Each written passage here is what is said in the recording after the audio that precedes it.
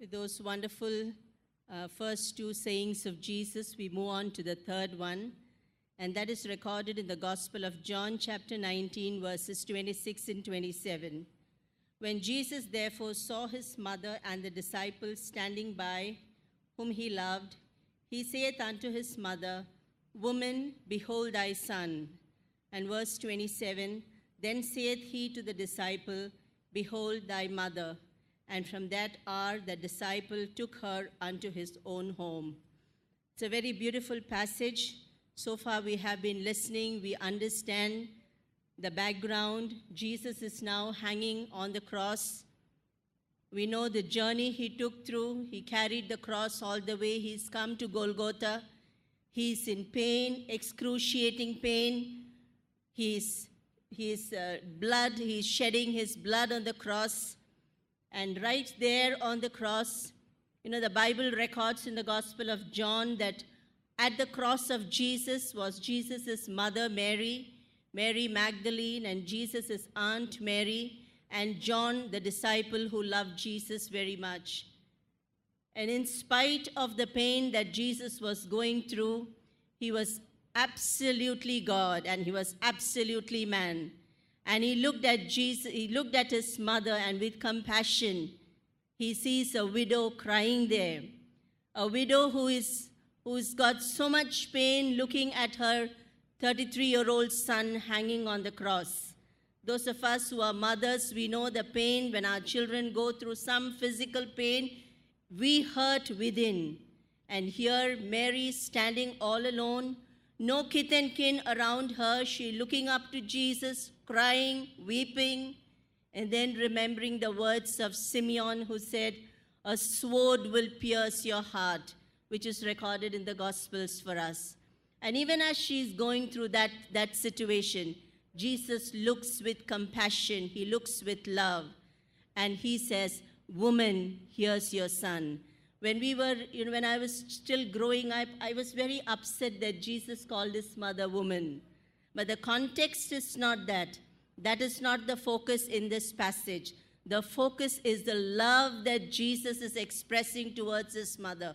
Even at that stage when he's in pain, he forgets his pain. He reaches out to his mother and says, you are not alone, Ma. There's your son there. He'll take care of you. He's there to support you. Even if I go, Ma, you are not alone. He is there. And that same Jesus is looking up to us today and saying, don't worry, you are not alone. I understand what you are going through. I will take care of you. I am there to support you. The second thought is Jesus is telling John, son, here's your mother. In other words, Jesus has not forgotten his responsibility. Jesus is the firstborn.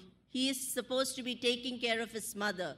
He hands over that responsibility of taking care of his mother to his beloved disciple John. Now, to top it all, I think the best part of this message is Jesus is giving direction to the church.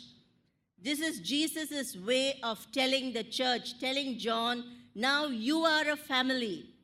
John, this is your mother. Mama, this is your son. You are a family. And that's exactly what we are here in Bethel City Cathedral. The more I tried to chew those words and understand, I said, yes, God, that's what's happening in our church. We are a family. It's more than the physical relationship. We are one. When I am upset, when I want to cry, I can call Sister Lydia anytime and say, Sister, it's hurting. Her shoulder is there for me to cry. If I am in need, if I need some direction, I can call Dr. Kripa anytime and tell her, this is my problem. Can you tell me what to do? I can call Brother Paul anytime. I know he is my brother. I can share with them. I have little young daughters here like Saranya, Ashley, Hema, Lissy. I can just pour out my heart to them because we are a family. I remember 2 weeks back, we came here for our leadership meeting. And, amazingly, the Lord laid it on Pastor's heart. And Pastor said, today I think we must minister to the leaders. And we came forward and we sat together. We just opened up our hearts. When you open up yourself, you become vulnerable. You risk yourself. I mean, you just expose yourself. But that is what family is all about. We love one another in spite of telling, I am weak in this area. I need help. I can't do it alone. But in a family, when we share things like that, we don't put each other down. We hold each other up. And that's what's happening in BCC. I can see a net of covering, a protection. When there is a need in the family, there are people coming up, praying, standing, interceding, fighting the battle along with us. And that is exactly the principle that Jesus has set forward when he looked at John and said, son, here's your mother, and mama, here's your son. And that is what we see happening in the book of Acts. When the disciples started meeting as a church, they came together, bearing one another's burden, standing and supporting each other. And church, this is the best place to be. We are family. And as Brother Paul rightly said, Good Friday is good because of what Jesus did on the cross of Calvary. Everything that is good because of Good Friday. I remember Philip Yancey's book which says, Where is God when it hurts? And in that book, he's mentioned one sentence. He's asking us, where is the church when it hurts?